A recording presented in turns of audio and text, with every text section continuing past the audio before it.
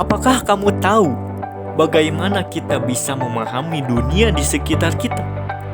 Atau bagaimana kita belajar hal baru di setiap hari-hari yang kita jalani? Jawabannya ada dalam otak kita. Dan salah satu teori yang menjelaskan hal ini adalah teori kognitif. Yuk kita bahas lebih dalam. Teori kognitif adalah cabang psikologi yang mempelajari bagaimana manusia berpikir, belajar, dan memproses informasi. Dalam teori ini, otak dianggap seperti mesin canggih yang tidak hanya menyerap informasi, tapi juga memproses dan menganalisisnya.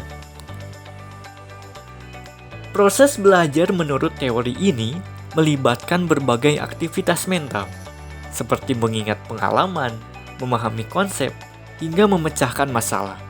Jadi, belajar bukan hanya sekedar menghafal, tapi bagaimana kita mengolah dan menerapkannya ke dalam aspek-aspek yang kita pelajari.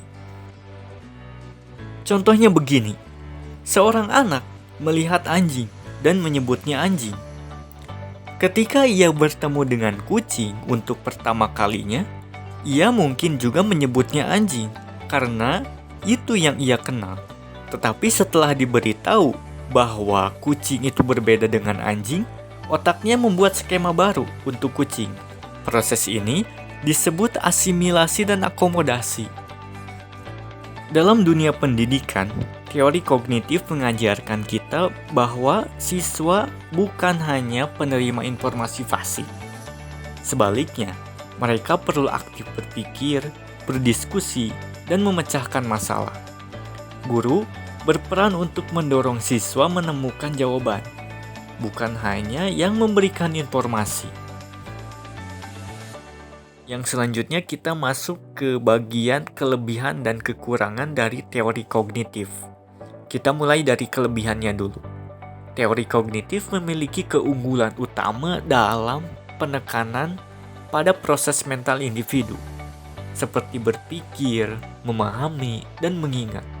Hal ini memberikan pandangan yang lebih mendalam tentang bagaimana manusia memproses informasi, bukan sekedar berfokus pada respon yang dapat diamati, seperti dalam teori behaviorisme.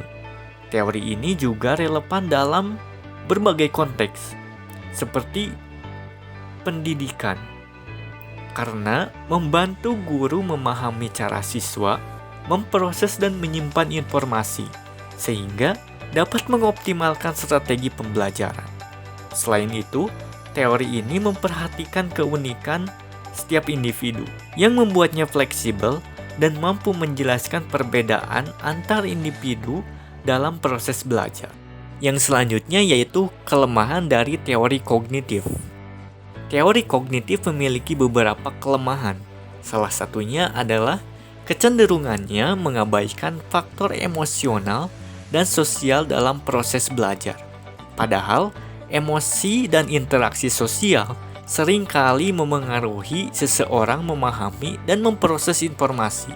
Selain itu, pendekatan ini sering dianggap terlalu teoritis dan sulit diukur secara empiris, karena fokusnya pada proses mental yang bersifat internal.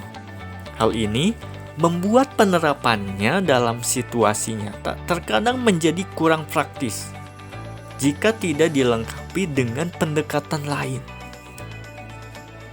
Jadi, teori kognitif mengajarkan bahwa belajar adalah proses aktif yang melibatkan pikiran, pengalaman, dan pemahaman.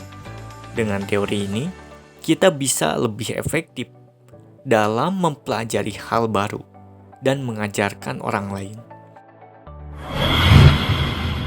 Belajar, berpikir, berkembang, dan ciptakan perubahan yang baik.